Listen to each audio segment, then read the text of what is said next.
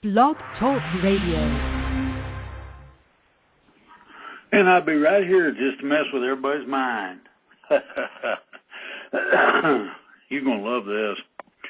Everybody knows what happens when you're in a dark room. It's dark outside and somebody don't see you sitting in a corner reading and they turn off the light. Clunk. Kind of like my clunky computer and my clunky typing. Anyway.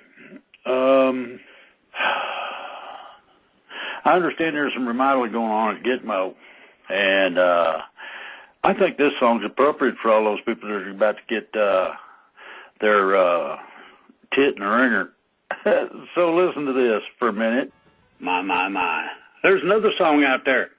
Please, Mr. Coaster, I don't want to go. Well, we got a problem here. And I stipulated at the beginning of the show, what happens if you're sitting in the corner reading and somebody don't notice and they just turn the light out? Shit goes dark, don't it? Well, here it goes. We're going to blow up something.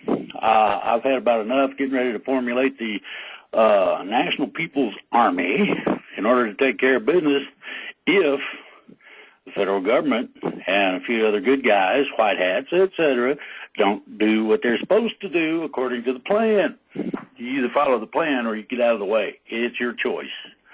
Here it is, contrast. You have a contrast button on your TV, lighter, darker, fuzzier, etc. Winter and summer, or night and day, are rather obvious. I mean, it's just like sitting in that room reading and somebody didn't notice and turns you off. How about this one? Predator and prey, or eat or be eaten. The story of the haves and have-nots. Ooh. Most of us are have-nots. Most of us do not play on the same level as the haves. The haves are the trillionaires. Oh, the billionaires got displaced back, I don't know, about when I started getting on the radio, actually. In ancient times, we had James Thurber's Pogo. Now, I've mentioned that. Pogo stipulated it real simple. He stated that we have seen the enemy and he are us. That is a way to say we are our own worst enemies. Why? Because we don't do what we need to do in order to take care of business. In ancient times, we had James Thurber's Pogo to deal with the political hot air from Washington, D.C., as noted by the likes of Will Rogers. How he blew him up regular. I don't know if you've listened to some of his stuff, but it's still pertinent today, right on, and real accurate. Since then, everyone has become an expert in what is best for we the people. You hear them all the time. They're supposed to represent what we expressly tell them to get her done, and they go, really? I think I'm going to do what I want. I done got your vote, and I got in office, and it don't matter. Ooh. There's a lot of those right now that need to be voted out of office if, and this is an if, and it's a big one, we get to the next election. Think about that very carefully. What happens if all this stuff starts changing that I have stipulated before then? Ooh. The disguise of the anonymous, that's those unnamed sources. Usually somebody's imagination that is a reporter or somebody who writes columns who don't have anything to write about, so they make stuff up. It's called imagination. The disguise of the anonymous gets obvious through the masks used by terrorist groups like Antifa. Ain't they cool? What about sources? Same difference, especially if it's made up. Is this attempt to elude? That's the reason for wearing a mask applicable to Muslim dress. Is there to be no more Halloween? Now, what happens if masks are outlawed for that very reason? We're going to identify the turkey that broke the window on the bank so they can pay for it. That sort of thing makes sense to me. I agree with that. Nobody should be able to, quote, hide because they're in a cloud. Oh, boy, or in a crowd, or, sometimes when you play the game of crowd control, as I was trained to do in the service, you can get lost in a cloud of tear gas. Think about this.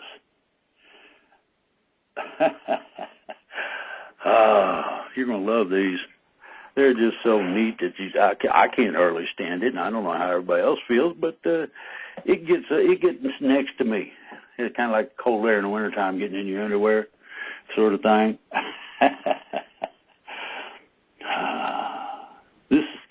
This attempted lewd applicable to Muslim dress? It is. No more Halloween? Well, on several campuses, they don't allow you to wear a mask. You show up wearing a mask, and the police will tell you to remove the mask or leave. Think about this editor's letter from the week. I labeled it fear porn. At the top of the whole set of privileged few goes Stephen Sondheim's lyrics to No Place Like London, well, making mock of vermin in the lower zoo. Saddam Sweeney Todd opened on Broadway 4 decades ago. That's 40 years, in case y'all don't know what a decade is. Set in London. It's also unmistakably about New York, then undergoing some of the most difficult times. 40 years on, and here we are. At the top of the world sits a president. Now, you love this. Who from a high perch makes mock of the disgusting rat and rodent-infested mess he imagines America's cities to be. Well, many of those cities are. Though Trump was referring specifically to Baltimore, he could have been talking about a dozen other places burdened by violence and poverty. Oh, that's nobody's fault.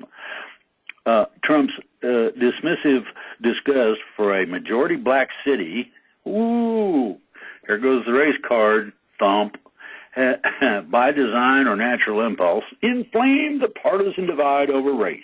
It did, absolutely. But Trump's attack is not only about race. It's about the fear of cities and everything they represent. Now, I don't like big crowds. Too many people, I go find a place where there ain't too many people. This is where I live, in the woods. And that's the reason, fear of cities. I ain't afraid of the city. It's the people in it that worry me. You know, people that like to do mass shootings and nice little things like the politicians stealing all the money. Hello, Mr. Cummings. Somebody stole it because it didn't do anything in the neighborhood. It didn't clean up the trash. It didn't take care of business, etc. So there you go, and that's why, and I agree with that. The reality of American cities is more complicated than Trump would have it, really. Some are marred in mismanagement and despair. Some, the ones that are in trouble are. Then you got this lie, and I mean, this is bald-faced lie. Hello, Mark Gaiman, managing editor of the week. You better do your homework because I have. On the other hand, others, especially New York, San Francisco, and Washington, have seen an explosion of wealth unrivaled in human history. Expensive restaurants multiply there as families with children become scarce and neighborhood businesses shut down. Now, I hate to tell you, dude, but New York, San Francisco, and Washington are all doing badly. Go look it up. So, U.S. cities embody everything in Trump-based fears. No, there is the black underclass, oh my goodness, and far up in the sky are the lords of tech and finance, insulated from everyone below. The bankers wear the nice things, ride in a limo, you know, and all that, have the penthouse or the house in the Hamptons. It's for those who wish to marshal the forces of resentment and discord. There's a lot to work with here. Well, if there's a lot to work with here, then your summation that New York, San Francisco, and Washington are doing great, ain't right. See what I'm saying? You tell on yourself right in the middle of it. Yet in the long run, betting against the city is a losing game, really. U.S. cities have seen darker periods of much higher crime and disastrous disrepair. It's sad that the President of the United States offers the cities nothing but insults. Well, you've been given money and you didn't do nothing with it. Nonetheless, the cities are where most of the population is centered. Not anymore. They're moving out. They've had enough. The corruption has got to them, and they will ultimately thrive. No, the question is, can the rest of the country live on a diet of fear and envy? Well, according to you, yes. That's my remark to the managing editor. Some people you just fall in love with just because of what they say, let alone how they are. Then you got this one. Remember I said contrasts? You're going to love this one. It's, now I put woolly boogers and efflumps and woozles at the top of this. Democratic doomsayers. And I just love this. This is an editorial. I don't know who wrote it. It doesn't say. I think the editorials ought to have a signator, but apparently the magazine is not well versed in the manner in which to properly conduct things. Editorials, that could be written by anybody. Well. To hear most of the Democratic presidential candidates is to wonder if their role model growing up was Chicken Little. This guy's probably got to remember. Come on now. Told you who's going to visit history a little bit. Well, guess what? Here it comes. In a time of unprecedented peace and prosperity, arguably at the height of Americans' power and inarguably at the height of her wealth, they all yelled that the sky is falling while demanding radical solutions to protect the nation from dragons in their minds. Ooh, sounds like it did some acid or something. Senator Bernie Sanders asserted in Tuesday's night debate a need to transform our economy and our government. Now, this is from August 6th. So it's a couple of days old, but you need to hear it. Bill de Blasio went further, calling on his listeners to restructure society itself, starting by taxing the hell out of the wealthy. Real intelligent. Spiritualist, whoo. I wonder what spirit. Marianne Williams has said the NRA has us in a chokehold. But so do the pharmaceutical companies, so do the health insurance companies, so do the fossil fuel companies, and so do the defense contractors. Elizabeth Warren agreed. Giant corporations have taken our government, and we are holding it by the throat. My. I'm not going to read the whole freaking thing, but it's interesting.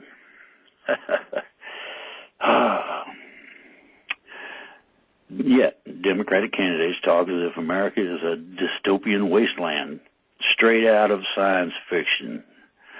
Marianne said there is a dark underbelly, you've seen this on the news if you watch, of American society, a dark psychic force of the collectivized hatred that this president is bringing up. Woo, regurgitate the nasties. So, they go through a whole bunch of other stuff. Irrespective, good numbers don't matter. So, what they're warning about is this. Tulsi Gabbard said that Trump is starting a new Cold War and pushing us closer and closer to the brink of nuclear catastrophe. We're going to blow everybody up. That's not going to happen.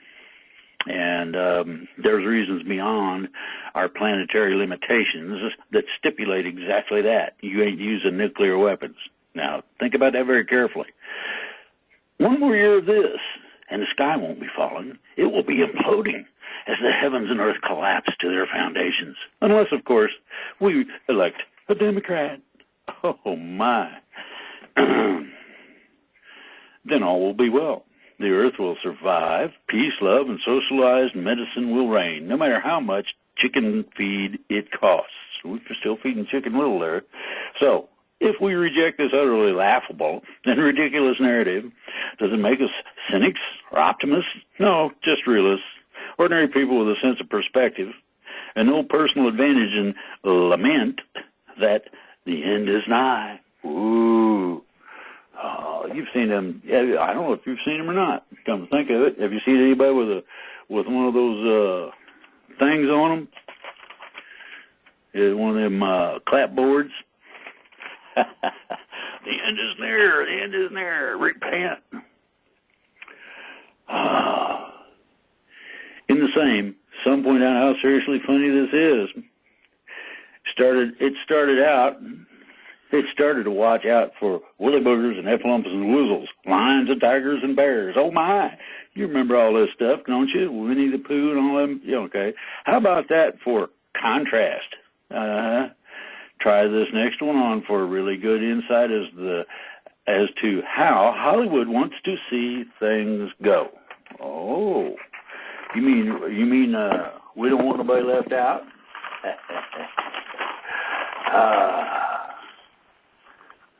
There is a movie called The Hunt. Oh, guess what happened? All of a sudden the advertising quit. They quit advertising. I wonder why they did that. There's a movie coming out about socialists hunting conservatives. Well, I wonder if any of the armed people I know will go after Hollywood for this.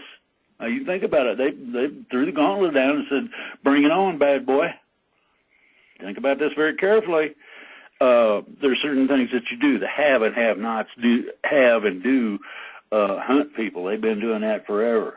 But in this case, the whole area, mostly supposed to be entertainment, and I would miss this movie because I've seen a couple that superseded. To be bluntly honest, I suggest this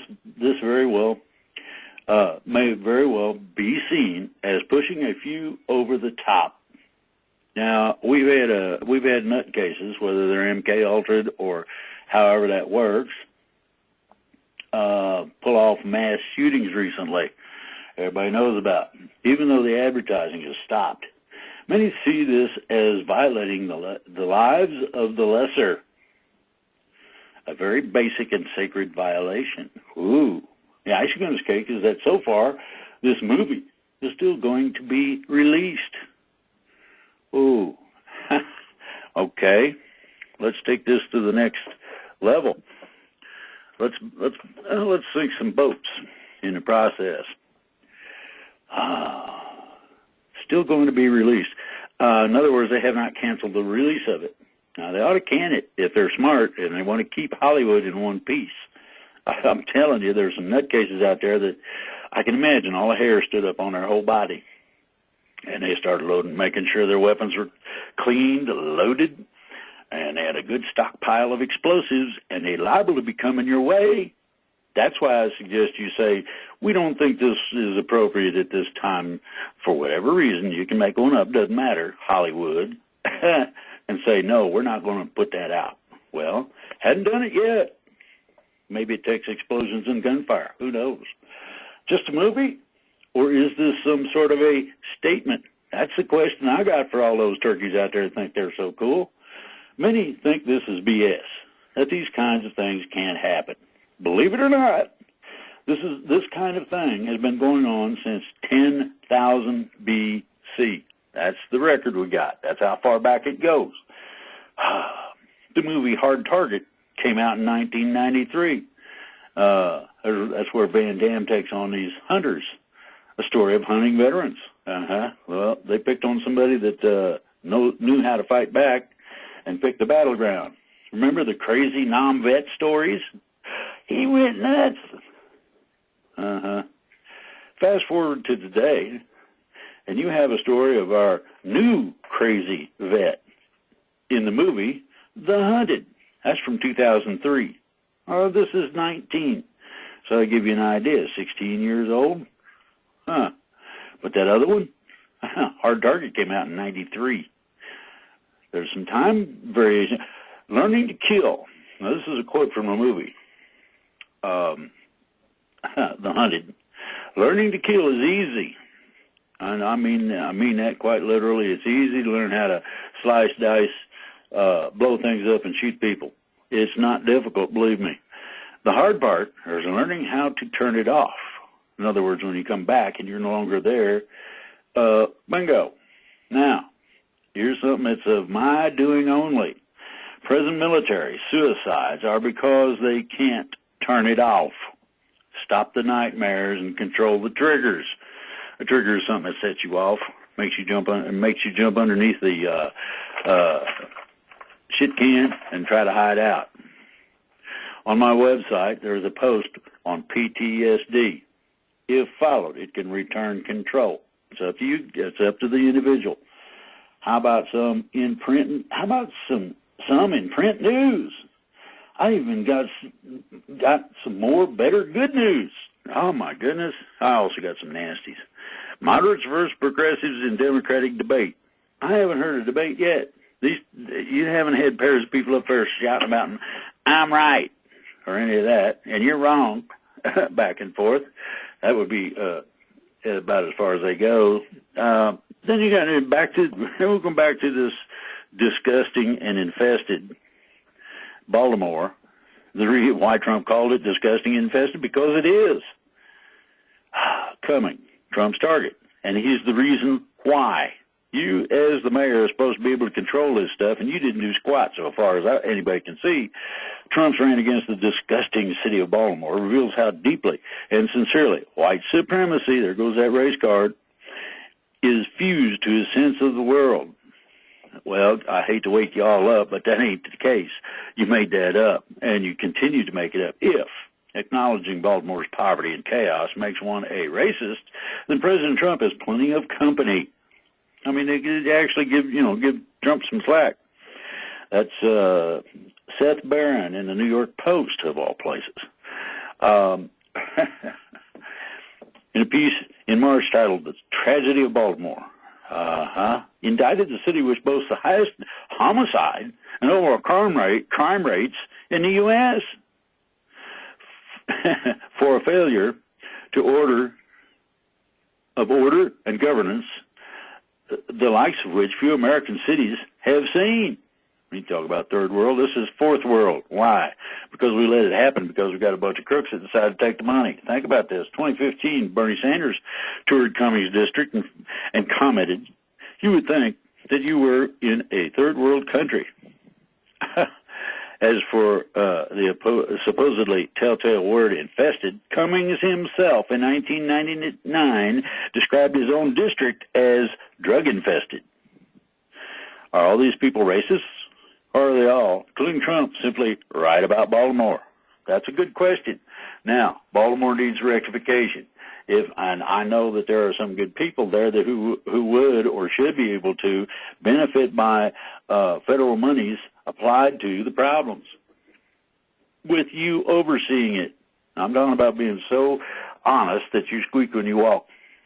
Automation. Here's another subject. With the Inspector General's report that a supposedly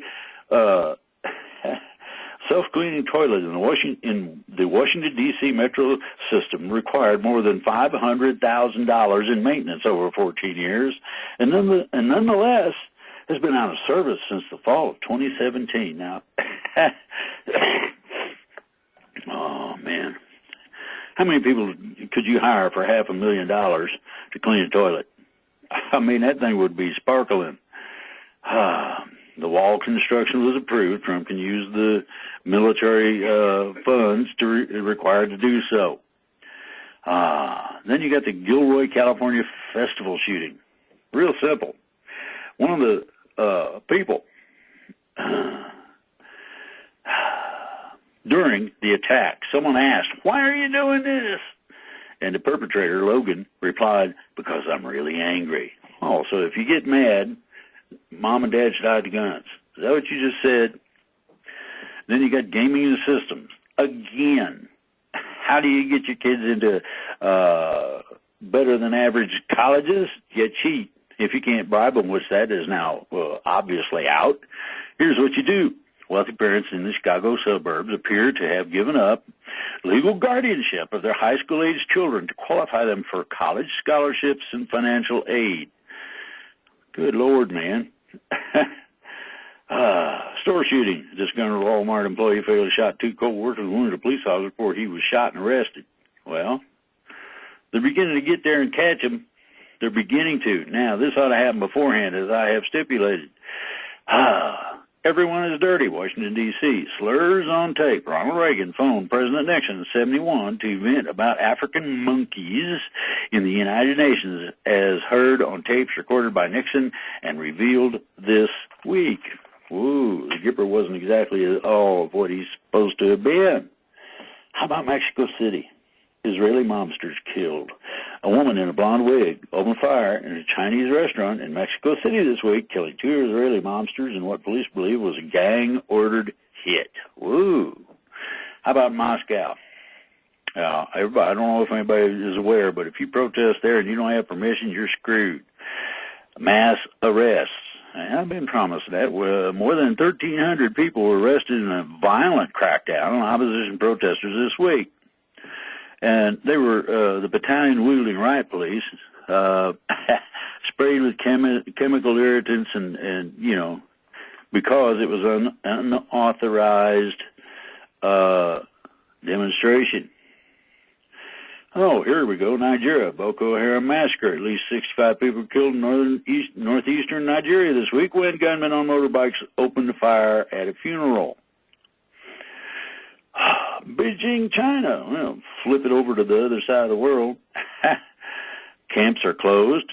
China claimed this week that it has freed the 1 million Uyghur Muslims it has been re-educating in detention camps across the northwest Xinjiang region. I believe everything China tells me. Then we got the reality. There's a lot of people who have been knocked out of any kind of contention, any kind of ability to be a part of things. Many have just simply refused to participate. Now, living on the streets, West Coast cities have booming economies, but neighborhoods that are filled with homeless people. Why? Well, there's a simple reason. It's called money, and it's called corporate greed.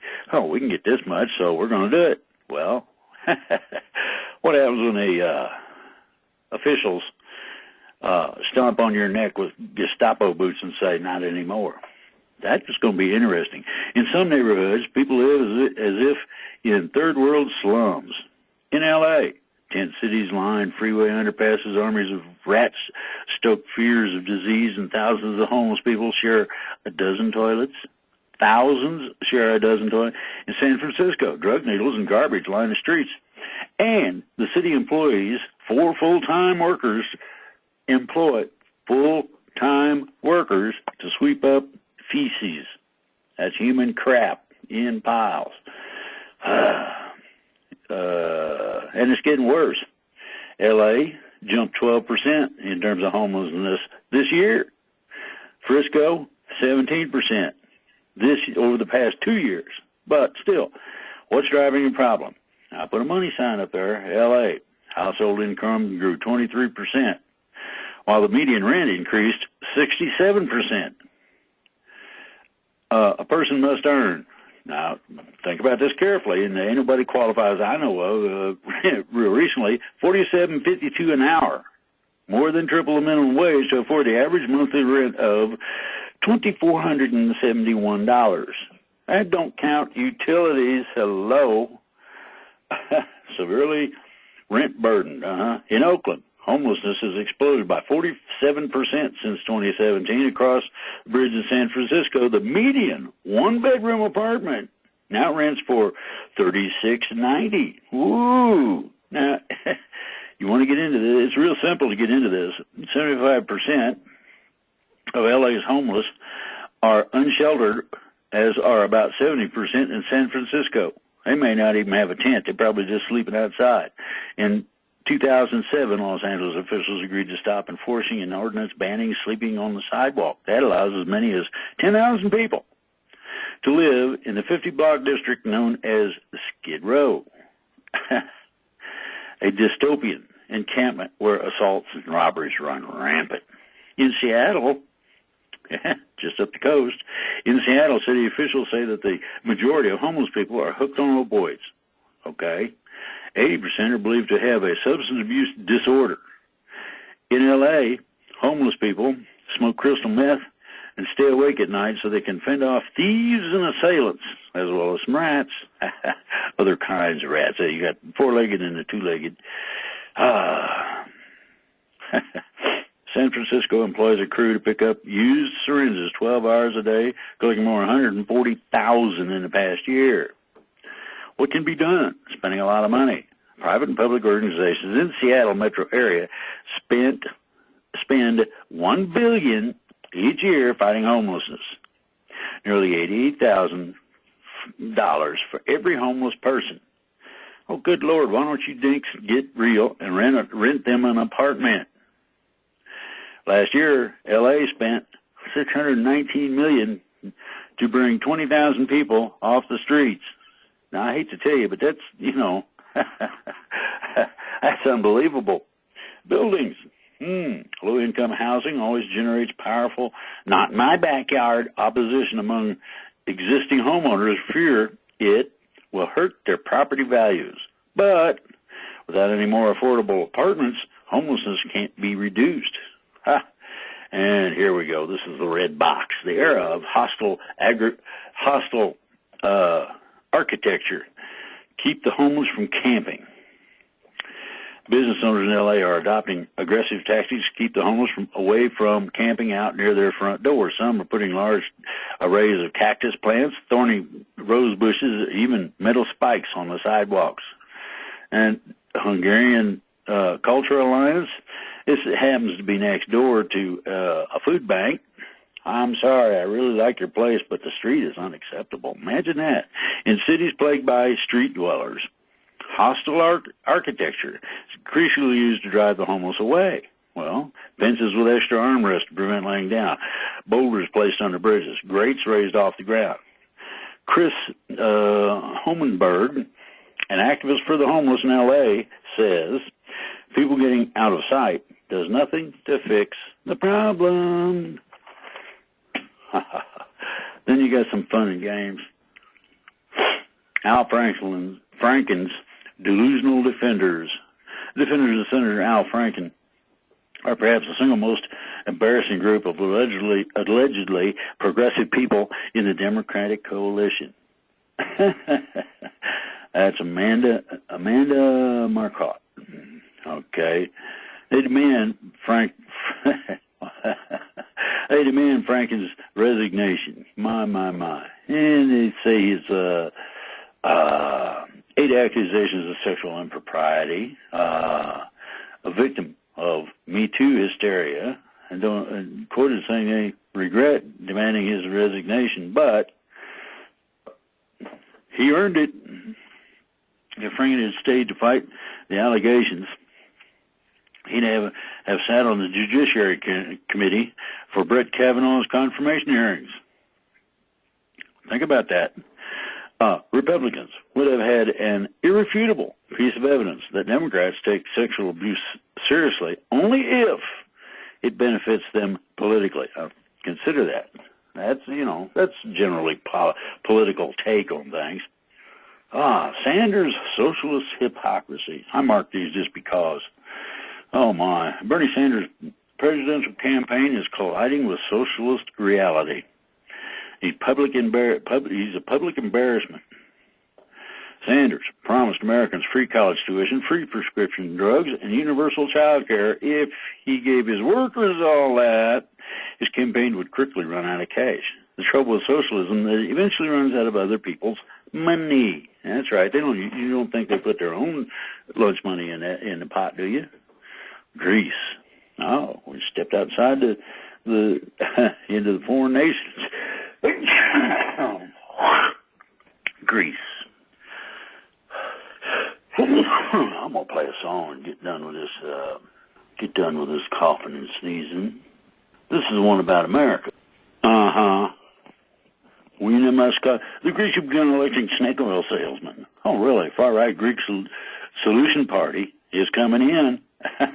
The audience, made up of the naive conspiracy theorists and ultra-nationalists. Does this sound familiar? And they don't care about the law. They don't care about laws about truth in advertising. No authority has bothered to investigate the voodoo medicine and other products Velopolis is selling. Well, really? Well, they'll get to it. Oh, my goodness. We got vicious seagulls in the United Kingdom. Remember that movie, The Birds? We got to kill the bloody things. Well, get out your shotguns. Oh, that's right. You can't have guns in the UK. My. Maybe you need to call an armed Bobby every time it has a problem. Sweden. Why Trump cares about a rapper's arrest? There's a whole bunch of reasons. Attorneys argue he had the right to defend himself from obvious harassment, but the beating video shows a level of violence going beyond self-defense. Well, sometimes you got to prove it to somebody permanently. You know, like cracked skulls. We don't have bail in this egalitarian country because we don't believe the wealthy should walk free until trial while the poor remain stuck behind bars. So everybody gets to stay in jail. Well, that's interesting. About 30% of inmates here haven't been convicted of anything. We also put severe restrictions on pretrial detainees. Many are refused access to the internet or newspapers or denied visitors or are kept in solitary, often for no good reasons. Such treatment is shameful in a country that prides itself on the rule of law. So he got turned loose. Horse hockey.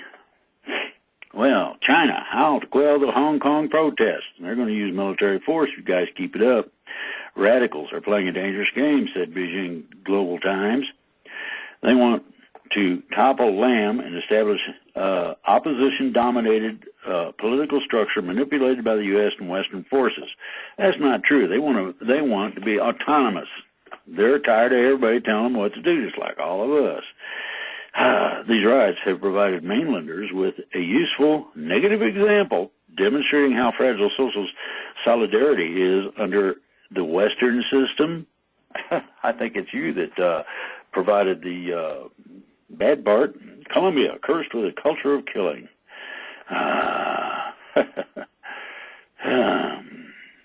FARC has killed 220,000 people on estimate. Violence continues. A systemic purge of left-wing activists and community leaders is now underway. Well, now why would they take out the left-wing activists? I wonder. Our culture fuels this slaughter. Our culture, all right? Instead of trying to change a person's way of thinking, Colombians would rather reach for the gun. Now, there's a whole bunch of people I know of that don't understand anything less than dying, period. Until we overcome this brutal cultural trait, we will never have peace. Think about that. That's Colombia. Oh, Canada. You heard about Canada. It's been all over the news recently. They went some certain politician and a group of people went up there on a bus to see what they could do in terms of getting prescription drugs, etc. One of the main things that came out of that was a simple vial that takes care of the inability to manufacture the drugs within your system. Up there, costs $30. Down here, it's $300. Now, I'm gonna recommend that Trump put his foot down one way or the other. On somebody's neck would be fine, and stipulate to all of the suppliers, people that are ripping us off.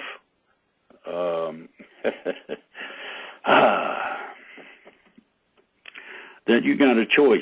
Either that's the price or close the doors. Will populism take root here too? Answer is yes. And nationalism. Trump-style nationalism is coming to Canada, said Megan Campbell. Maxime Bernier of the right-wing People's Party of Canada has unveiled a campaign platform for the October parliamentary elections, studded with proposals to put Canadians first. Oops. Well, I think maybe that there is a problem with the present leader. He pledges to slash the intake of legal immigrants and refugees to some 150,000 a year, far below the 350,000 target of Prime Minister Justin Trudeau's ruling Liberal Liberal Party. Maybe the Liberal Party ought to be required to pay for them. I'm telling you, you get people's attention when you put your cold, clammy hand down their pants and grab something, in which birth tourism, in which pregnant foreigners come give birth in Canada to secure their child's citizenship. And require aspiring immigrants to submit to in-person interview to assess the extent to which they align with Canadian values. You hear that? It's going to happen here, too. We cannot be the welfare state of the planet. Hello, all you Democrats that think it's funny to build a wall. Well, which one will the Canadians embrace? That's a good question. Oh, and you've got more Russian interference and alternative reality in this case. It's different.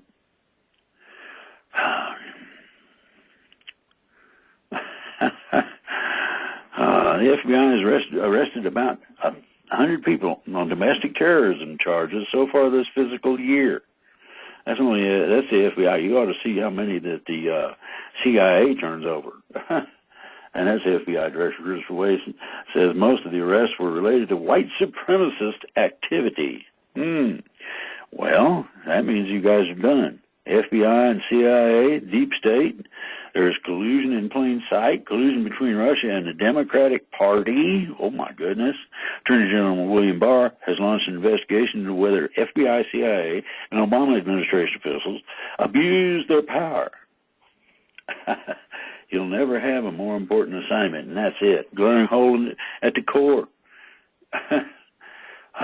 If deep state operatives did hope to sabotage Trump, here's the quote: why did they wait until after the election to let Americans know his campaign was under investigation for colluding with Russia?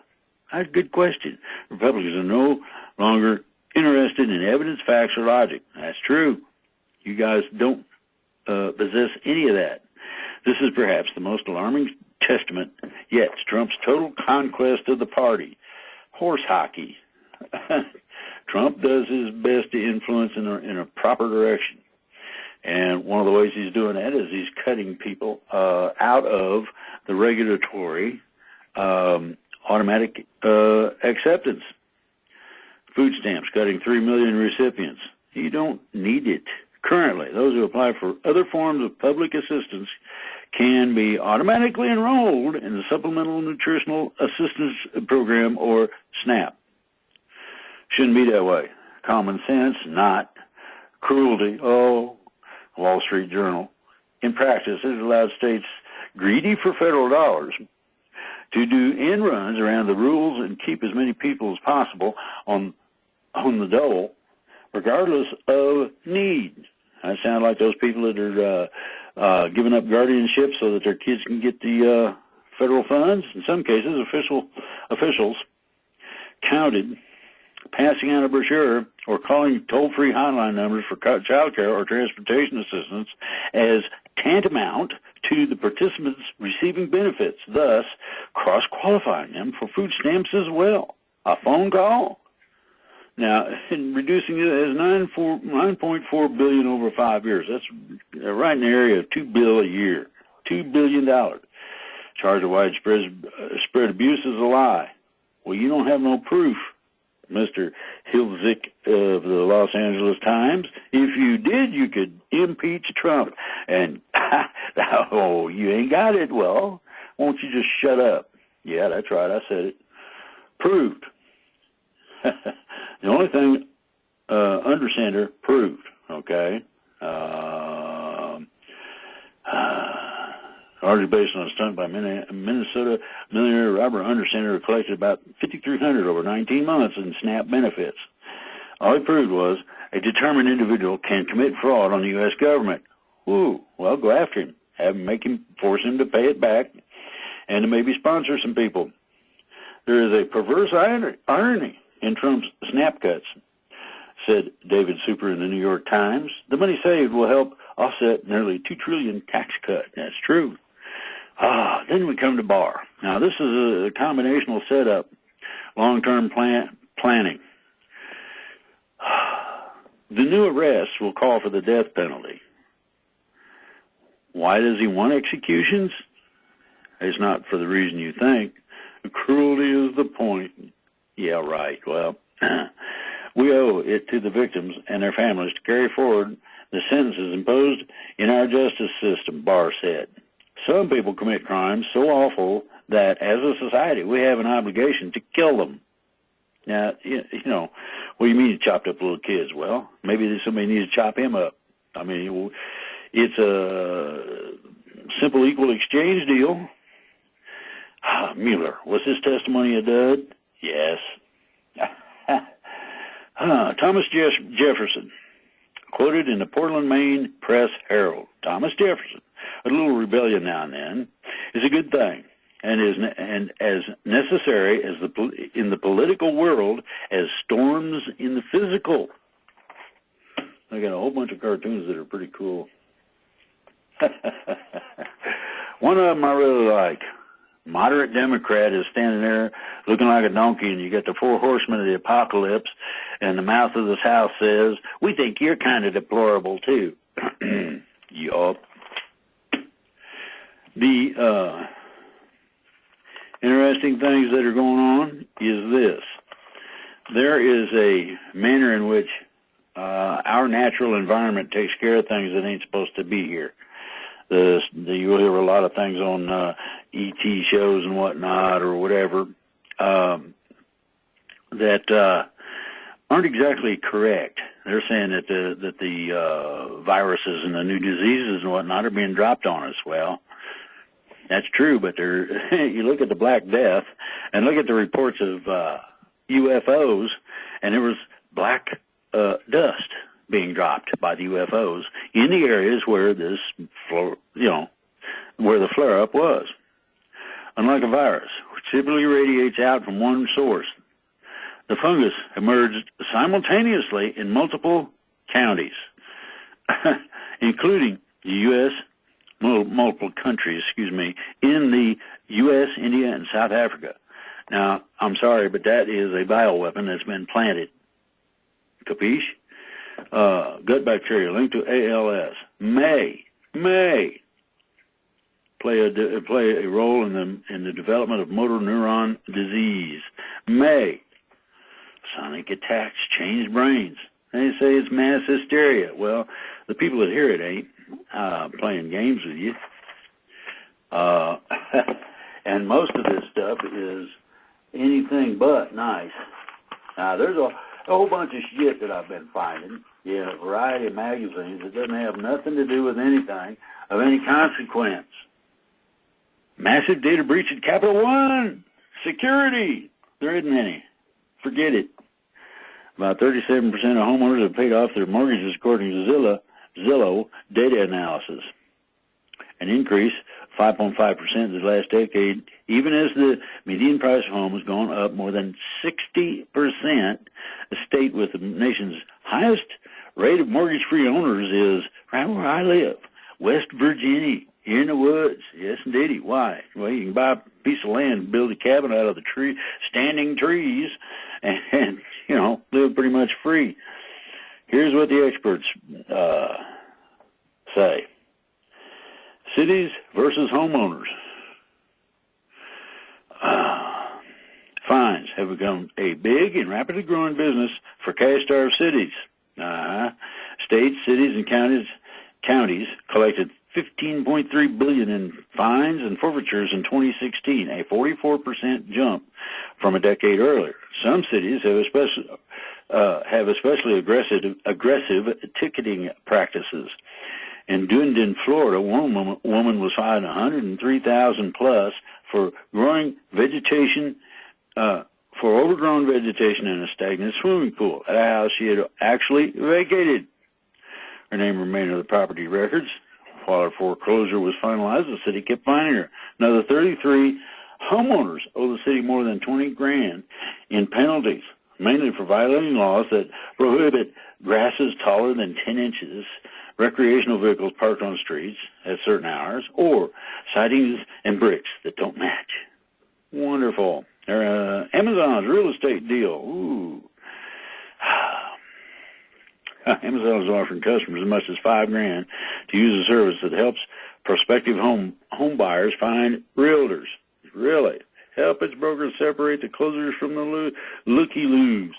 You got to join a thing called Amazon.com Turnkey if you want to participate in that. Then you got some other interesting things. Everybody is familiar with the gas mileage and emissions and all that. Automakers, no thanks to deregulation. Well, okay, four of the world's largest automakers have dealt a significant blow to Washington's attempt to roll back Obama-era fuel economy rules. Last week, Ford, Honda, VW, and BMW struck a deal with California that requires tighter fuel economy standards, closer to Obama administration rules than the lenient regulations proposed by President Trump. Additional states representing a third of the U.S. car market tend to follow California standards. Japan, Canada, Europe, and even China have all been upgrading their standards to reduce the toll of vehicle pollution. That's not a bad idea. You know, I'd love to have a pick-em-up truck with a 100-mile-a-gallon deal on it. A trade plan to out-Trump Trump. Really? Elizabeth Warren has a trade proposal establishes a set of standards countries must meet as a precondition for any trade agreement with America, include enforcement of collective bargaining, elimination of domestic fossil fuel subsidies, and a long-term plan to reduce carbon emissions. It's so strict that no developing country would qualify. Well, not the first time. Rutger Hauer died. I kind of liked him in several different movies he did.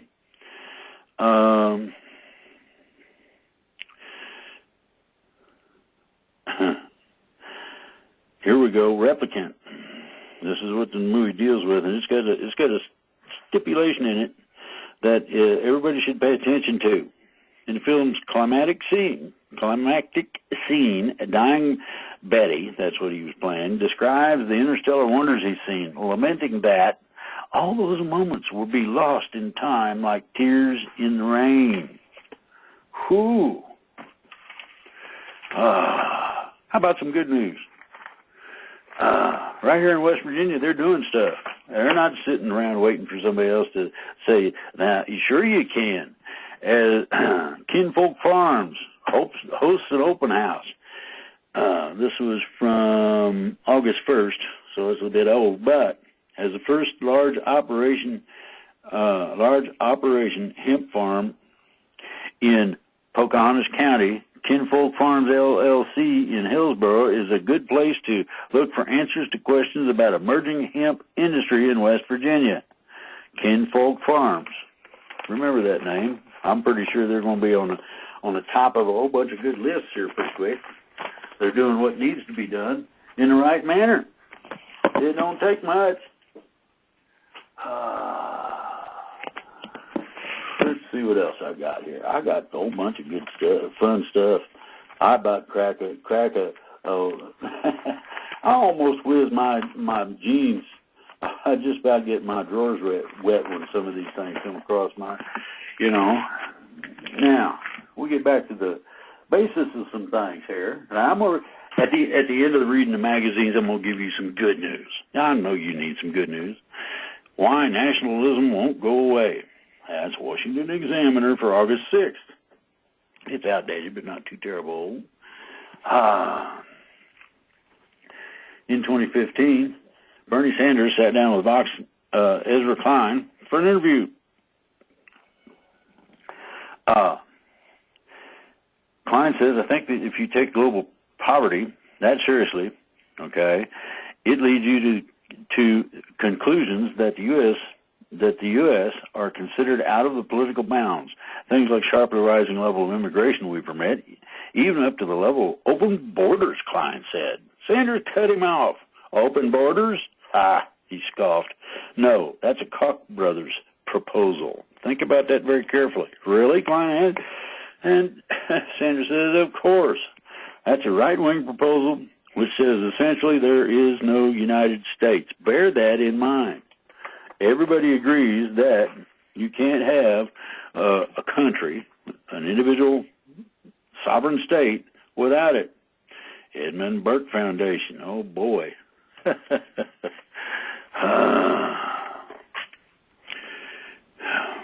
The distinction between nationalism and racism was a recurring one throughout the conference. At a conference, we are nationalists, not white nationalists. Oh, really? Well, you happen to be white and you're a nationalist. How do you separate that?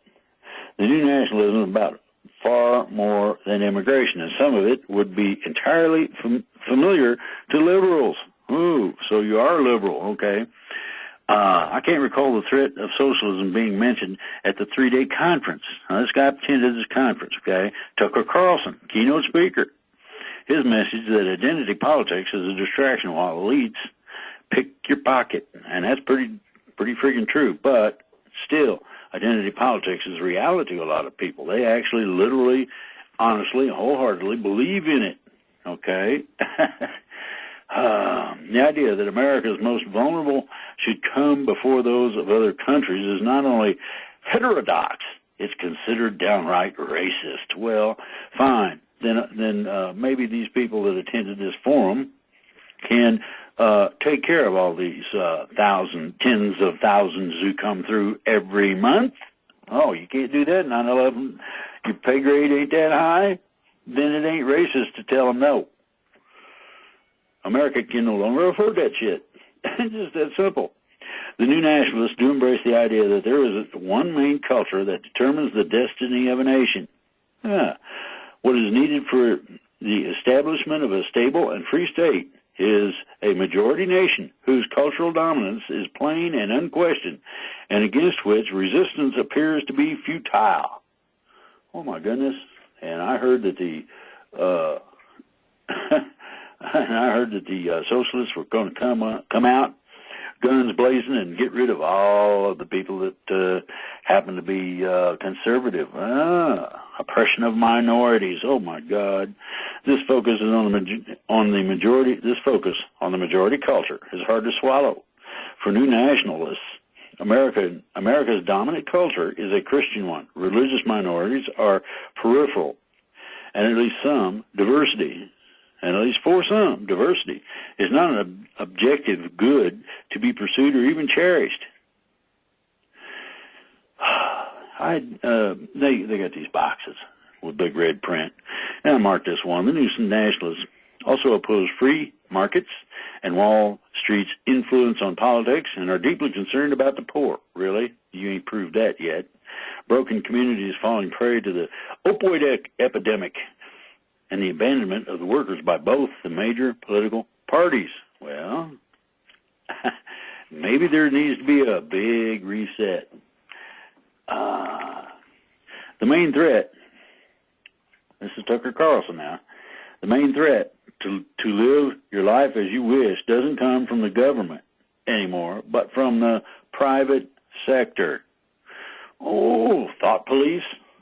Oh my goodness. Morality police. And here's something: if you really want to cause a whole bunch of left-wing, fuzzy-thinking liberals serious digestive problems, they really hate "Imagine" by John Lennon. Maybe we ought to start playing that more often. Get them set the mood a little bit. Freedom cannot be America's gift to the world, purchased with the blood of U.S. service members alone. And then you got Facebook. Instead of cleaning up your house, now you're launching into another business model. You're just changing the rules as you go along. Josh Hawley of Missouri, in June, proposed a bill that would tighten federal scrutiny of social media companies with the threat of curtailing their ability to moderate their platforms according to their own terms of service, meaning that you don't get to play games with conservatives anymore or any other games. You have to allow the First Amendment to speak to you loudly. Thumbs down from David French at National Review. Well, really? Who warned it would enable public censorship? No, it would take it out of there. It was Lauren Brown at Reason. Call it Orwellian. Ooh. To make these people behave, to abide by the law, is Orwellian. Remember that. assholes. At the Federalist, however, law professor Adam Kendaub and tech writer Jeremy Carl argued that the bill would stop major internet firms from targeting conservatives. That's the only purpose of it. The plan, Political noted, is closer to Donald Trump's agenda than Barack Obama's. And Barack Obama is soon to be arrested. Heads up. The left's common reaction to Trump is to equate all nationalism with white nationalism. Well, now, wait a minute. I've seen people, all different kinds of people of color, varying different colors, saying, hey, go Trump, go Trump, go Trump, for the very first time. For the very first time, some people are actually paying attention to the moral directive of your own conscience and saying, I ain't going to be mean to people because of the color of their skin or their national origin. I'm just going to be me. I'm just going to treat them like I'd want to be treated. Amy Wax, a law professor at the University of Pennsylvania. Oh, here we go. Wax was the exception that proved the rule. Her remarks stood out because they were so out of step with those of the other speakers. The vast majority stressed the importance of fighting racism, and whose calls for less immigration came in the context of a call to focus on vulnerable Americans.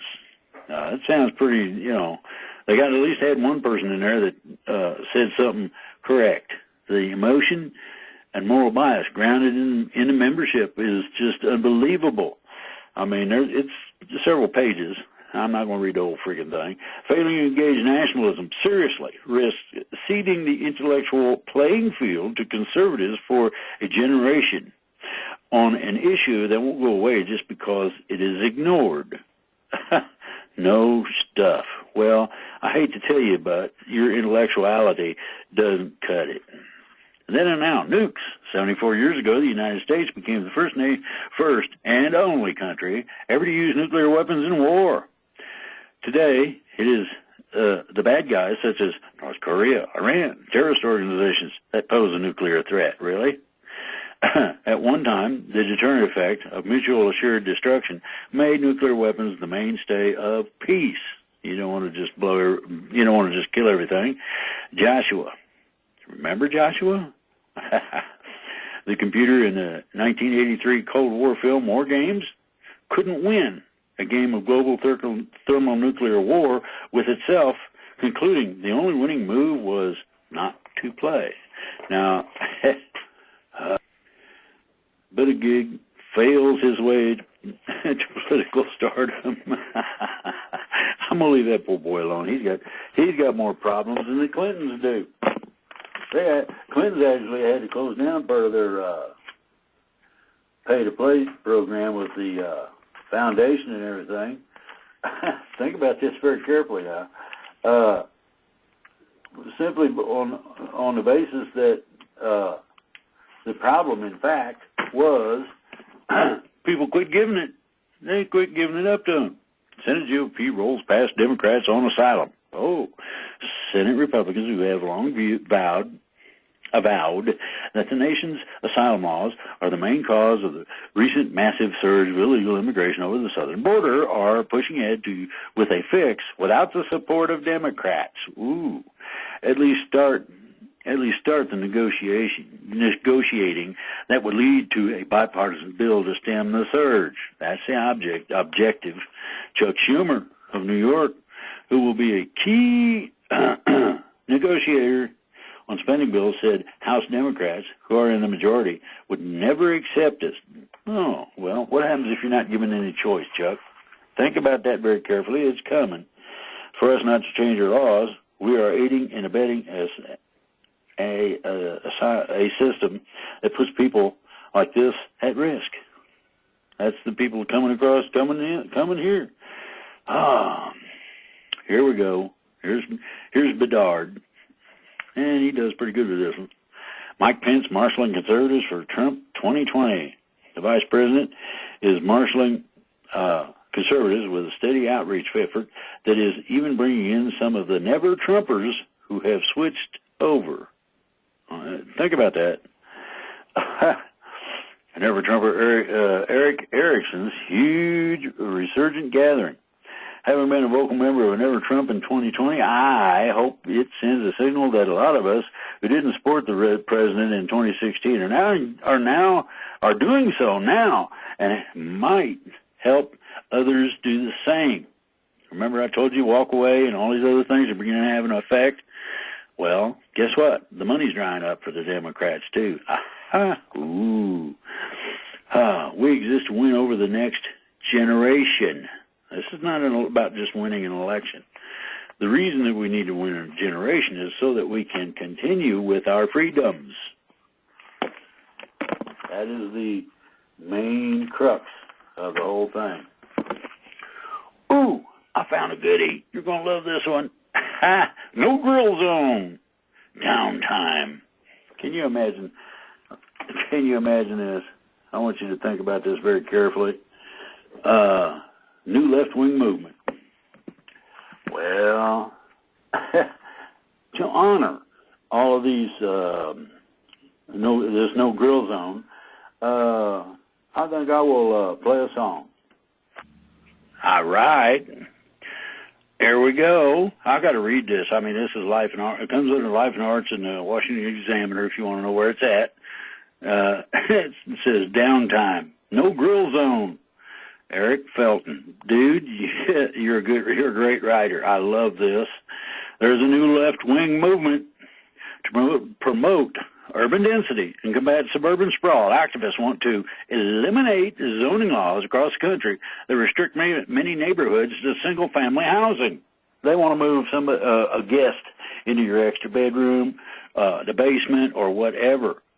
So it's been written up in the New York Times, and Portland, oh yeah, has actually gone ahead with it. Those are the people that love Antifa so much that the police don't do anything when they are beating people to death. So consider yourself warned. You can expect this curious campaign to come to your town at any moment. Ooh. It's curious because liberals normally embrace regulations telling people what they can and can't do with their property. But here they are denouncing one of the most pervasive regulatory schemes in the country, looking to clear the way for multi-story urban density. How odd to have environmentalists pushing for laissez-faire land use, urging the developers be unshackled to bulldoze trees. Oh, we're going to turn a park into a housing project. This reflects a hatred of the burbs, an antipathy that can best be illustrated by that icon of the suburban summer, the Weber Grill. Let's count the ways the Weber offends. 1, there is the burning of charcoal, a carbon footprint, no. 2, the flame is usually applied to meat, an affront to the sensibility of veganists. 3, firing up the grill in one's own little patch of green is unapologetic, if not outright jingoistic expression of American culture. Oh, recall the theme of hamburgers in the Whit Stillman movie Barcelona. Pretty girls of Spain have contempt for America in no small part because they think Norte Americano cuisine is represented by hamburgers. Here, hamburgers are really bad, laments the character Ted. It's known that Americans like hamburgers, so again, we're idiots. But they have no idea how delicious hamburgers can be. The young American men living abroad are in no position to correct their impression that burgers are an atrocity because they live in an urban apartment building. There's no place to grill. Ooh. It keeps going. It isn't until the Spanish lovelies visiting the young men in the States that they are finally presented with proper burgers straight off the grill. The skeptical beauty takes a bite. Incredible, she declares. You see, the American manning the grill, we're not such idiots. He might be wearing a mega hat. Oh, my goodness. Eliminating zoning rules may go against the regulatory instincts of the left, but there will be many opportunities for bureaucratic bosses to have their way. Again, the Weber Grill is illustrative. Now, newly dense population will call for all sorts of new and necessary regulations, such as safety rules to protect people living in high-rises from being trapped in a tower-turned inferno by careless grilling. No wonder the New York City Fire Code, section devotes 650 words explicitly to limits and prohibitions on portable outdoor barbecues. Balcony fires are right out. The code also governs grilling in the plazas in front of the apartment blocks. In the unlucky event of a building allowed open flames on its property, the code requires a portable fire extinguisher complying with the requirements of a 4A with a minimum 4A rating shall be provided for any portable outdoor barbecue and shall be readily accessible whenever the portable outdoor barbecue is in use.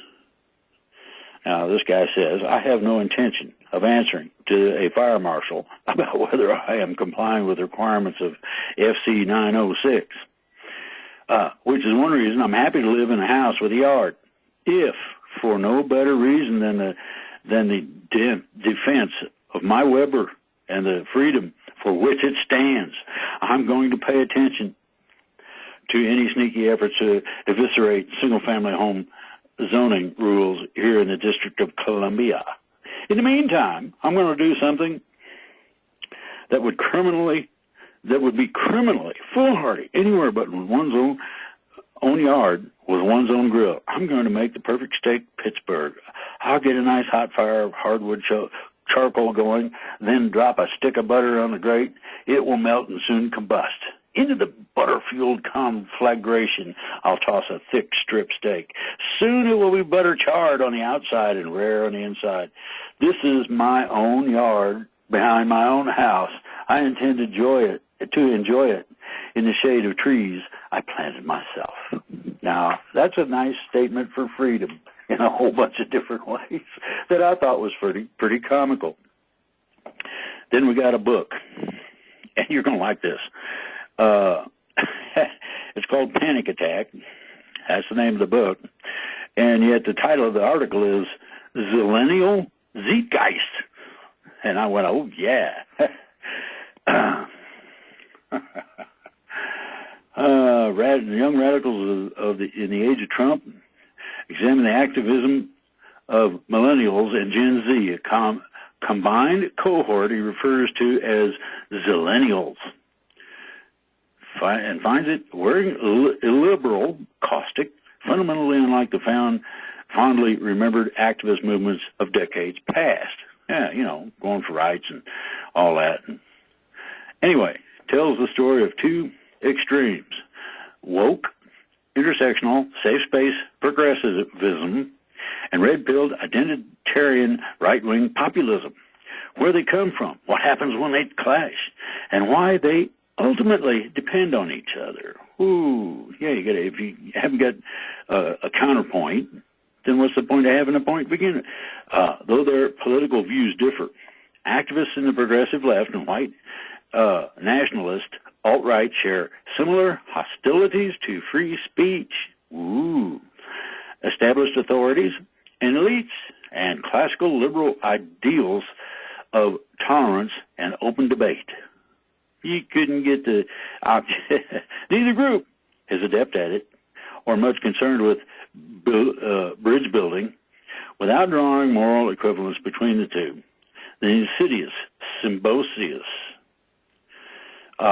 The right extremism fuels the left, and the extreme left responds in a way that makes the extreme right feel vindicated, and vice versa.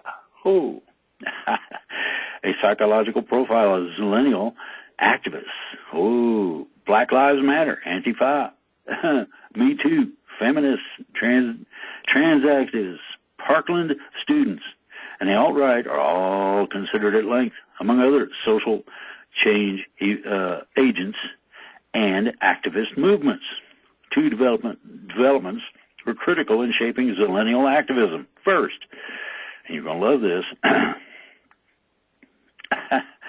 and he goes through a number of, spacious cultural phenomena and all kind of happy other stuff, helicopter parenting and all this zero tolerance disciplines, and might have made kids more frightened and less resilient. But it is not the millennials, but the older generation, who are responsible for this culture. Oh my goodness, I'm guilty. I didn't know. A short step from a learned posture of harm avoidance to branding other things such as unpleasant speech or discomfort itself as harmful as well. That's the first part. Second, the intellectual theory framework of intersectionality simultaneously grew to dominate the academy,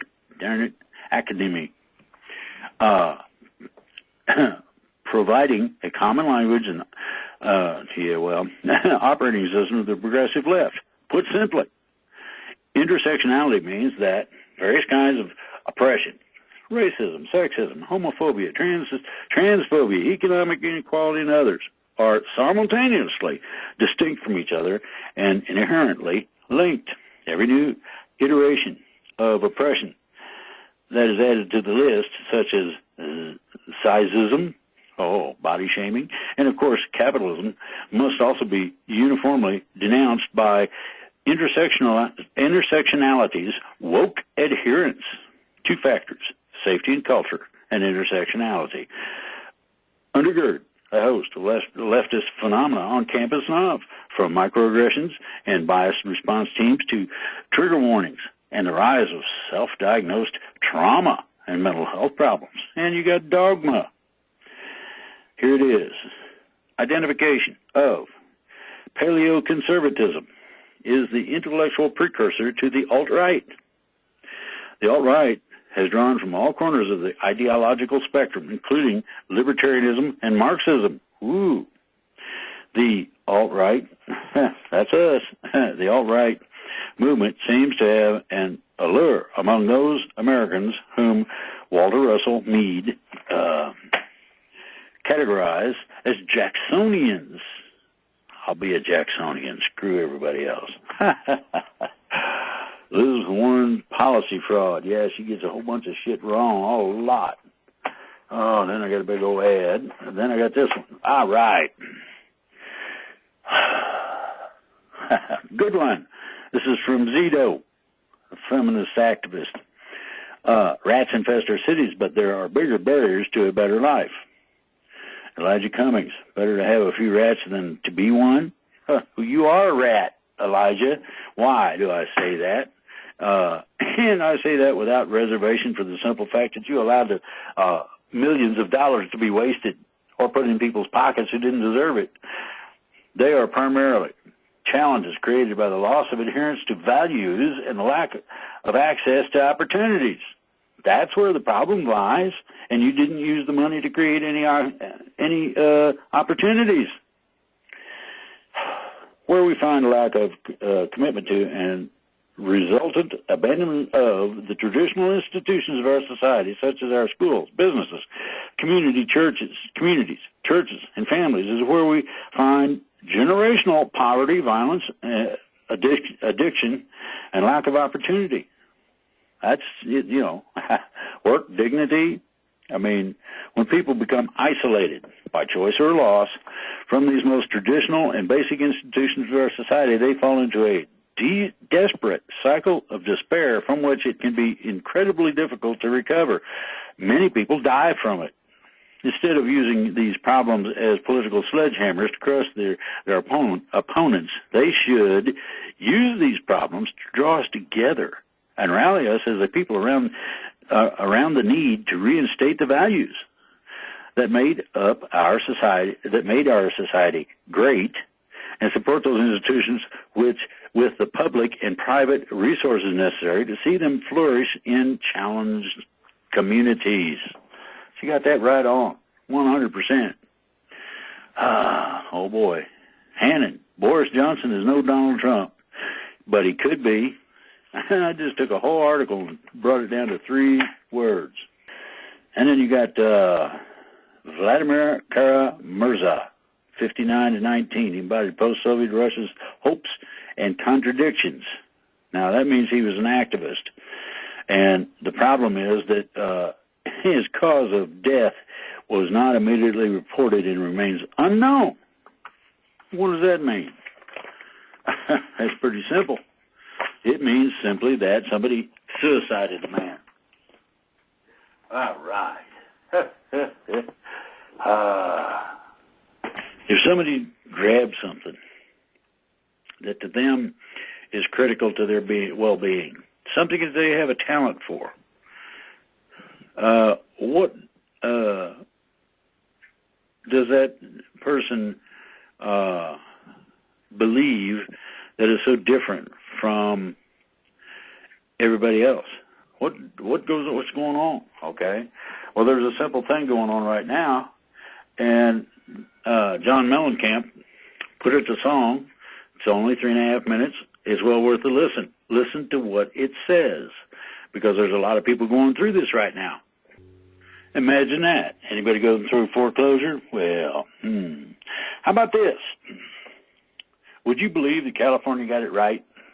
They actually got somebody in a position to make a difference. This is my good news for the day. I'm going to close with a song here after I get done with this one, and I want you to pay attention to what it says. The title, and this is in Mother Jones of all places, and I would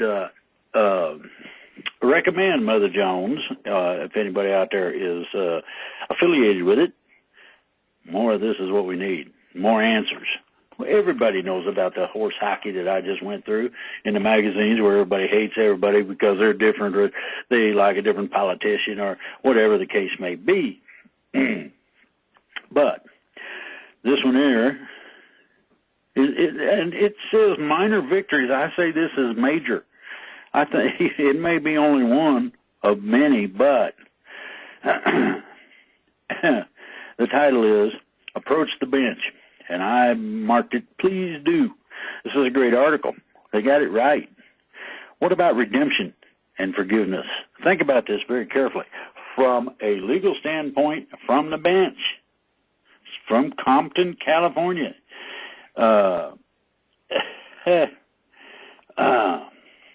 One morning in February, Brittany, a baby-faced 17-year-old with short black braids, stands in front of a juvenile court judge in Compton, California, talking about kittens. Brittany had been in and out of the justice system since she was 14. It's 3 years after the state removed her from her physically abusive mother. Diagnosed with post-traumatic stress disorder, Brittany bounced from group homes, foster care, to the streets. She got involved with sex work. She'd been convicted of burglary, and attempted robbery. In one incident, Brittany tried to steal a cell phone from a woman sitting at a bus stop with her 3-year-old. But today, Brittany is telling the judge about the cats and her work with a veterinary program at the Juvenile Detention Center in Santa Clara County, where she has spent the last 6 months. It sounds like you found something that really interests you, says Judge Catherine Pratt, who has seen Brittany, not a real name, in the courtroom on and off for several years. After detailing Brittany's next steps, she'll be released from the center and placed in a group home where she'll remain on probation. Pratt looks down at her from the bench. I'm really proud of you, Brittany, she says.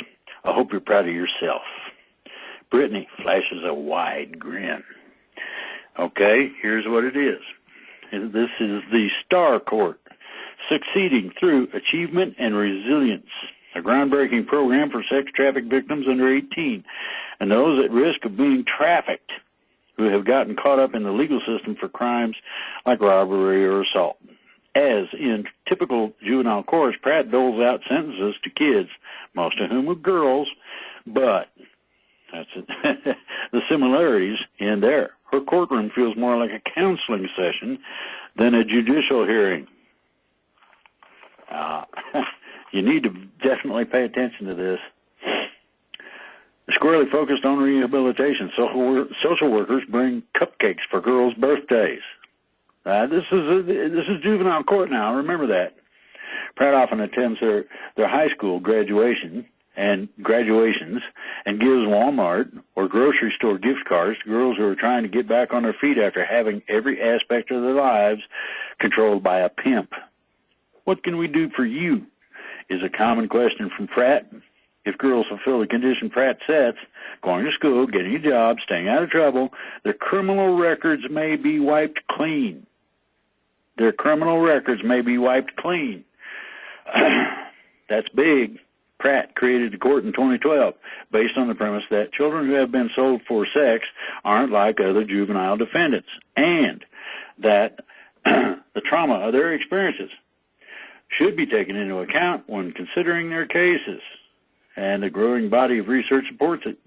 Kids are more likely to engage in high-risk behavior if they're experiencing the types of trauma prevalent among victims of sex trafficking. Their decision-making is in survival mode, says Kathy Zimmerman, a professor at the London School of Hygiene and Tropical Medicine who studies gender-based violence. What do you do what you have to survive. 800,000 nationwide arrests each year. The number of girls and boys in juveniles is decreasing. The overall number is decreasing, but even though girls make up less than a third of the nation's roughly 800,000 juvenile arrests, they are the fastest growing share of these arrests. Despite this evolving approach to juvenile justice, children and teens who are trafficked are often still treated as perpetrators, not victims. They're changing that. This lady by herself in her court is changing that, and everybody's paying attention because it works. 27 states criminalize juveniles for prostitution, even though they cannot legally consent to sex. Now, how bass-backwards is that? Judges need to stop seeing these kids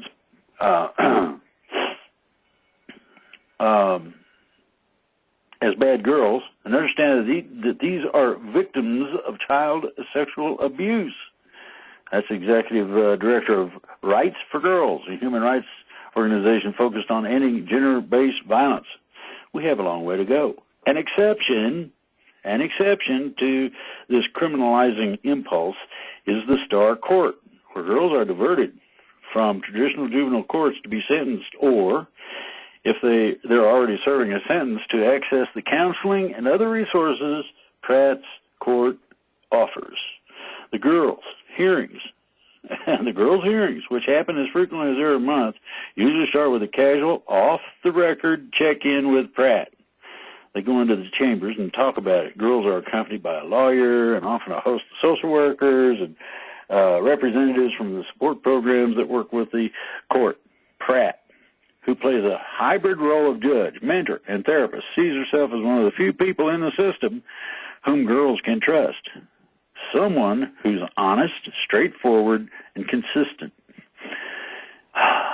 It seems to be working. 555 children and teens have been through the Star Court since its inception. Between 2014 and 2017, 3/4 of participants were not rearrested on any kind of charges in L.A. County. And that's after they complete the program. In the past 5 years, about 70% of the girls who went through the program graduated from high school on time. They're actually getting educated. They're given self-worth. I mean, this is our future. These people will eventually be the future generation determining how things go. And they're doing some really good work. Once you have that foundation of trust and respect, genuine care, then you can do the real work. I'm not reading the whole thing, but man, I would definitely recommend reading this. This is a fraction. There is a faction out there who very strongly believe that these kids are victims and that there is never an appropriate time to have them have them at juvenile hall, regardless of what else is going on with them. She says, I don't necessarily agree with that. I think they have a good point, but there's a lot of factors. You got to know what you're dealing with, who you're dealing with, and whether or not they're really wanting to fix it.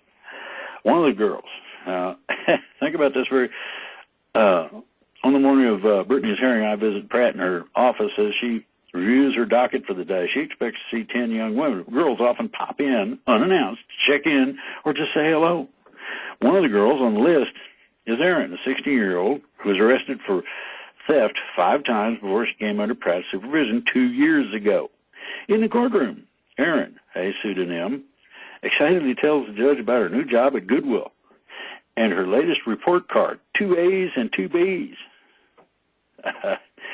Pratt makes some small talk about thrift store donations inspired by tidying up with Marie Kondo Netflix hit show about organizing. Erin's record will be cleared. Think about that.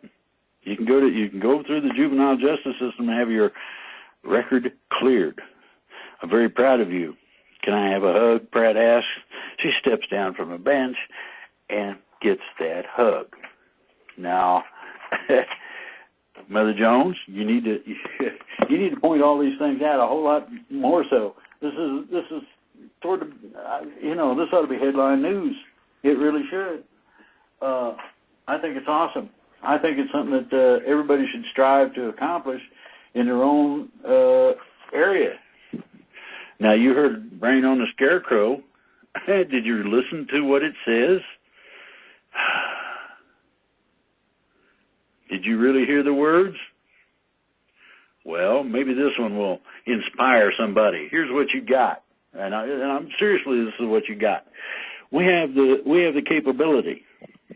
That's you and me and us'ns, all of the people on the planet here, all of the people in this country. We have the capability of changing what's wrong to where it's right. Now, in the meantime, we got a whole bunch of people that are disagreeing with the ideology of maintaining the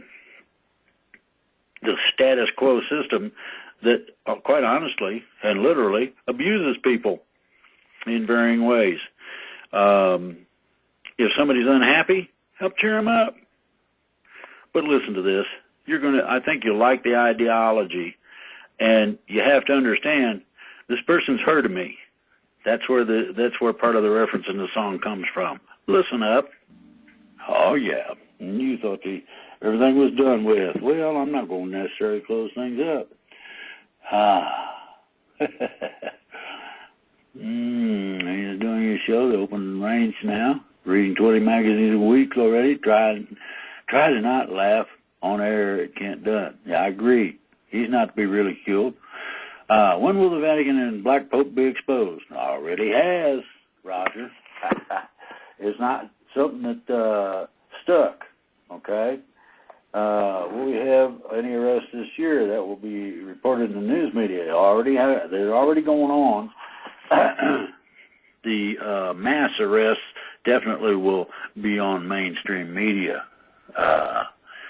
I just got here this 5 hours, so I'll get to it. Okay. The link for you does not work. Does not open. Help. Okay, for those who don't know and can't understand things, it's on 3 p.m. Saturday. Period. That's Eastern Standard Time.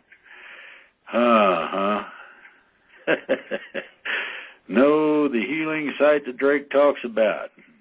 Yeah, there's several of them. I don't want to overload anything, but I'll see if I can get that. Let's see here now. Clunk. Oh, come on up. There we go. Keep going. There we go. All right. There you go. A lot of our health sites have been taken down. This one is not, because it can't be. And there's some others that, anybody know the healing site? That's one of them. There's several out there. Just about anything you can think of in terms of a list. will come up when you go there. Happy birthday. Well, yeah, I'm older. Oh, my goodness. I'm just getting so many happy birthday. Oh, boy. Goofy pulling a box off a cake. Thanks, Susan. Oh, look at this. Uh-huh. I see Susan put a cat on there blowing a horn. Ah, boy. Even Trump's department was to bring him on. I'll entertain that man like you wouldn't believe. Any information on the MS raid at the chicken plants? Yeah. Keep watching. There'll be more. And the real question is not so much getting the illegals out of there. It's what are they going to do to the employers? That's where the question lies. Let's see what we got here. With expired random and given favor and either. Yeah, okay. No green card. Let's see. There's a whole bunch of things going on with that. Angela, you're right. Says, okay. Chief of Police did not know it was coming. Yeah, of course. That's what you got to understand. We are no longer telegraphing one of our knockout punches. California started not being able to get a job if you didn't speak Spanish. That's the 90s. The bosses were Mex. They would not hire any non-Mex. My neighbor got fired running the motor shop at a landscaping company in Palm Springs. Yep. There is a systemic problem with racism, irrespective as to what it is, where it comes from, or who's doing it. And everybody's going to have to suck it up and take care of that problem. What do you think about a city ranch? He's going to clone? No. Epstein, they're saying Epstein, yeah, he's dead. Let's see here. A city ranch is okay. It's not the greatest. James Gilliland, a clone? Possibly. The trouble is you ain't going to be able to what's the purpose of the ranch? Well, ships that are appearing in the ranch, are they friendly? Generally, primarily because they have a cordon on this planet, not allowing the bad guys in. There's another Susan. They're saying that Epstein is dead. What will happen now? Well, they declassified all of his paperwork, and the fun. It don't matter about being a clone. It matters what they do. Okay, that's first. Second part of the answer is Epstein accused sex trafficking. No, he was determined that he was a sex trafficker, and they're declassifying all of his information. There was a combination of lists. People went to the island with him, or took an airplane ride, or whatever. A lot of these people are in deep squat right now. And Epstein, here's the neat part, he did commit suicide on his own. And I explained that on one of the posts about that. Very simply, he couldn't stand the idea of being confined under those conditions for life. That was minimum. That was only if he outed everybody. He couldn't bring himself to put up with it, so he ended it. Humans made into diamonds, so all the diamonds in Africa are people. That's a good one. Yeah, I want to be a diamond, huh? I'm not going to worry about that. That's an honest question. No matter how absurd or ridiculous it may sound to a whole bunch of people, it is an honest question. And I have no problems answering it. The ideology of can be made into diamonds? No. So all the diamonds in Africa are people? No. What the diamite waveform is one of the ones that is the basis for your soul pattern. Look it up. That'll keep you busy for the rest of your life. Love my Berkey. You got a Berkey. Erlene got a Berkey, and it's great, huh? I don't take credits from anybody. I don't take them on here. You can't click on something and make any money from me. Don't work that way. I'm not a patriot for profit. What I do is straight up out of my pocket. Everything I do. So, I don't do that. But Berkefeld is one of the very best and finest water filters I know of. It even removes chlorine. Ooh. Everybody ought to jump out there and get some. If they get a credit from that, there's 3 more replies. I'm going to click on that and see what it... and I said I had no idea about credits. It popped up on my screen when I was on their website. They call a lot of them, no. Send me this is the name you bought it under, probably. So, oh boy. Tell us about the planet, and round rainbow next to it. That was videoed in Russia. Well, it's not exactly a round rainbow. It's a continuation of frequency interaction in the atmosphere.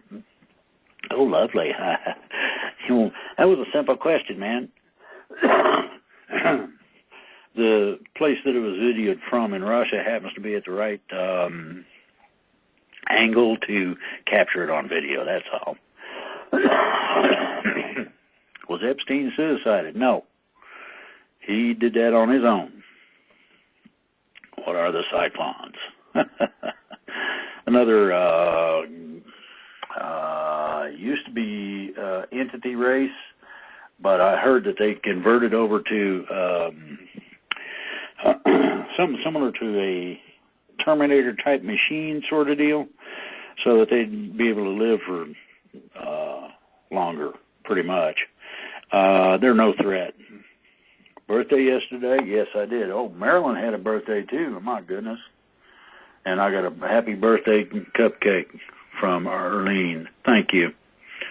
Happy belated birthday. Birthday, Drake.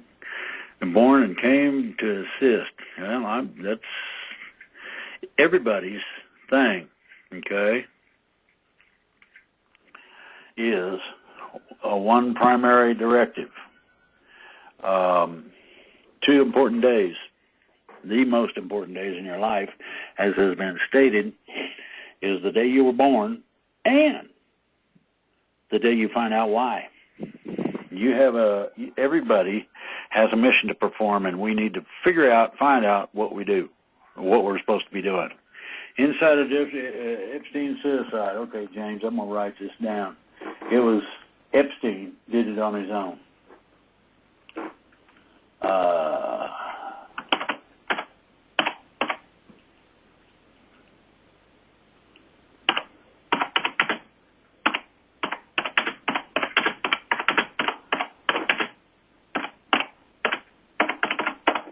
There you go. Epstein did it on his own. He did it to himself. He could not take the idea of being confined like that. When we go to 4D, do we see our departed family members? We're supposed to, Annie. From what I understand, when you go up 1 dimension, at least. Now, some might go further than that, but I kind of doubt it. Reason being, they want to collectively catch everybody they can who knows everybody, and everybody then would go, after the classes in 4D, into 5D together. It helps. Let's see. You mentioned on Free Radio you have seen and talked to your parents. Yeah, after they had died. And I remember someone saying, well, that's no big deal. Bring everybody. And you'd probably be expecting any... I don't think so. Continuation of a previous relationship. You started a new one because that person was gone. That's about as good a reason as it gets. Happy birthday. Yeah, done got older again. But wiser? I don't know how. If I claim to be a wise man, it surely means I don't know. According to certain people. Who shot JFK? The passenger or the driver? Neither. A rifleman shot him from a distance. Now you know. If you really study everything out, you'll find that that's true. Those shots were after the fact, and they were aimed at certain specific people they wanted to eliminate at the same time. Okay? Mentioned about you and the big things you're going to be a part of. Can you give intel? Well, I've got a whole bunch of things that are coming up, Patel, and some of them are, I think they're pretty much equivalent. The trusts and collateral accounts are to be opened. I'm supposed to be a part of that. The Indians are supposed to be, or indigenous of the United States, or I'm supposed to help take care of. Epstein's death day, it says his body was found at 6:38. Oh, whoopee. 17. Do you know what, Marianne, do you know what 17 means? 17 is Carpenter's Pi in Gematria. Okay? It is a combinational, and this is really neat. It's going to screw with you. It is a combinational thing. When taken in 2D, meaning our present 3D realm of carpentry, when you do not know what angle to cut the end of a rafter, you cut the end of the rafter just a little bit long using 17 degrees, and it will be very close to the cut will be very close to perfectly vertical. Think about that. It just does it. Okay. Yeah, big things. Yeah. So anyway, yeah. Patel, I'm going to be involved at very high levels with a whole bunch of things. It's going to be interesting. I get to meet Neil Keenan for one. We've been talking, and we're really good friends. We've been friends for years, and things are beginning to come to fruition. So, time for us to get ourselves where we need to be and get things done. Was he removed for safety or really dead? No, he's dead. Another reporting was found at 6:30 a.m. About. It takes a few minutes. You got to understand. It takes a few minutes to notify people and establish things. How long were you standing there? Oh, no. Okay, well, maybe 5 minutes or so. Well, let's just say 6:30. Arbitrarily, we'll pick a number. Died from being strangled, but was having a heart attack, so he went into the... No. No, he died from... He hung himself. Got it? Okay, that'd probably give you a heart attack. I don't know. Is black goo the real thing? Yeah, it's real, and it's funky, and it will be dealt with, but it's going to have to be dealt with by certain people from several different organizations. Silver Legion is one. Let's see here, Galactic Space Force, and then I'm talking about the scientific parts of these people. I've had long discussions with the chief science officer upstairs presently about this stuff, and he said I had some things to learn. I said, okay, teach me. So, good comment in Q about what Dr. Muggsy said about new show on Thursday for Drake. Yeah, well, what I'm doing is the free range show with Gail, and it is a YouTube show. Okay? Are you going to report on Gitmo with new show? No, I won't need to. And here's the thing, Marianne. That show, okay, is going to be interesting because it's going to be live streamed. You were born on a happy birthday. Thank you, Mary. Birth date is my youngest son. Oh, really? 2:43 a.m., I suppose. Oh, my goodness. The Hunt canceled by Universal following significant backlash. Well, there's two stories on that, and we'll find out whether or not they have actually dumped it. At first, they quit advertising it, and now they may have dumped it. There's a lot of people that didn't like the idea of being the hunter or the hunted. Consequently, here we go. Good music. I'm glad somebody likes my music. I've heard that I need to update I'd love to be able to bring in more music, but getting it on, getting permission,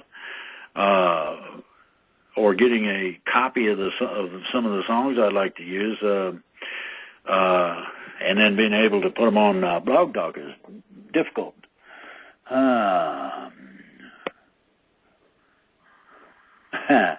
How can I know if I'm an ET incarnate in a human body? Well, I know it in 4D. Probably. You'll be told about things of that nature. Now, here's the deal. You're going to have to become an adept at regression. And by that I mean, quite literally, time egression. You egress backwards past the point of birth.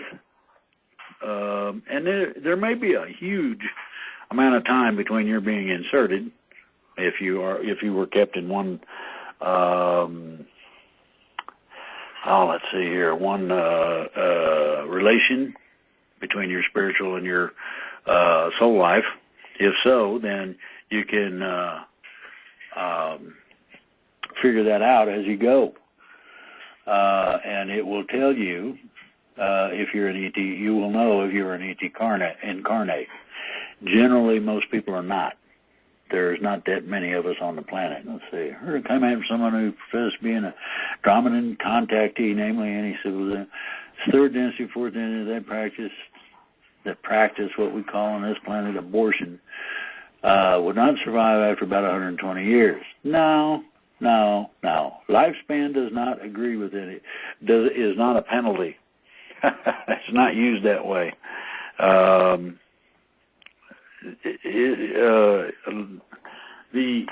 Our lifespan, okay, as a matter of fact, I'll answer that.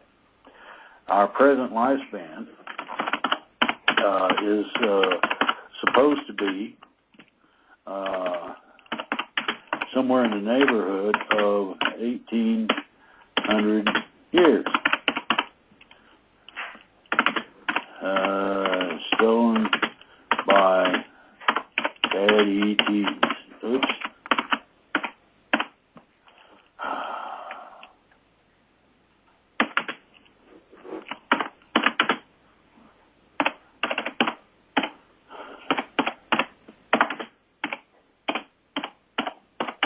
Our new lifespan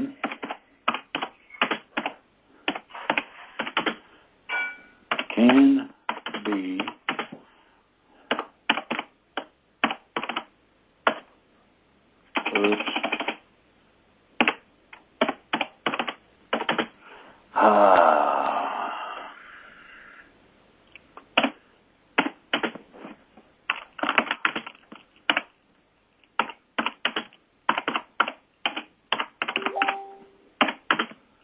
oh boy.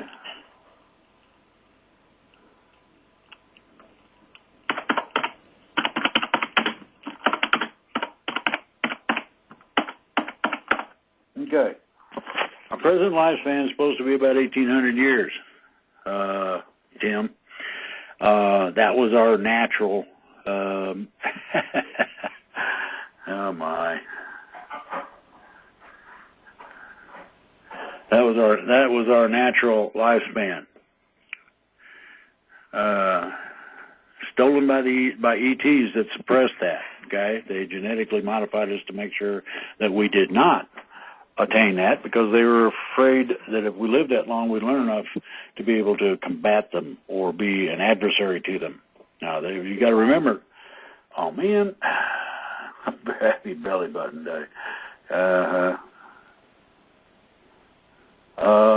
Here's the deal.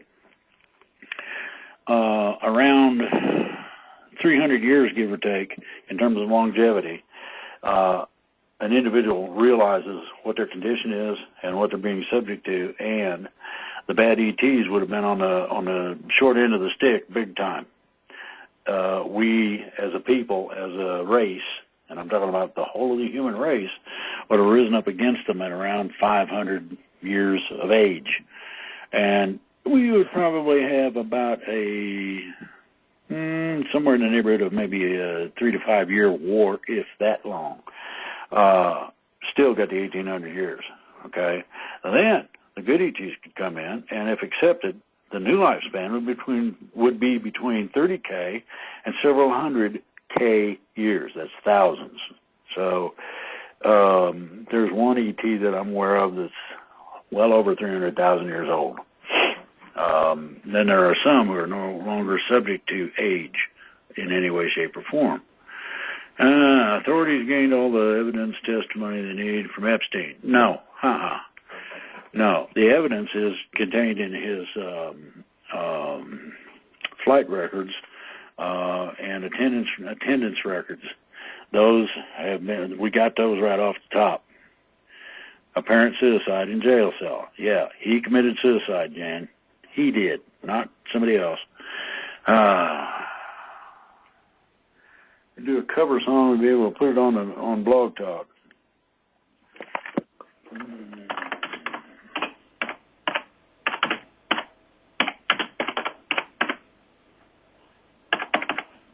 Okay. And the reason I have not put a cover song on the show is because the temperament of the show varies. Okay?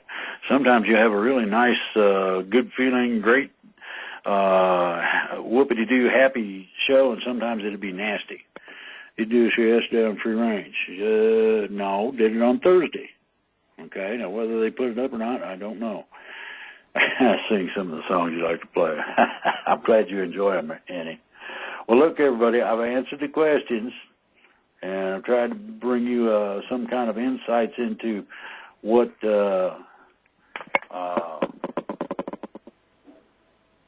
it takes to be more proficient in terms of keeping your life under control, managing what's going on, understanding enough of it to be able to do something about it. And if you really want to go, for the fun of it, try this one.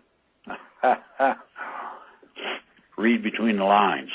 I do some of that, but not to the extent that everybody will absolutely understand everything. However, I'm looking to enjoy myself. I'm old enough that I'm going to die happy no matter what anybody, doctors or whatever, say about it, whenever that is. So, I'm going to bid you fare thee well. I'll tell you what you do. Go out there, do me a favor, apply what you learn, and go get her done.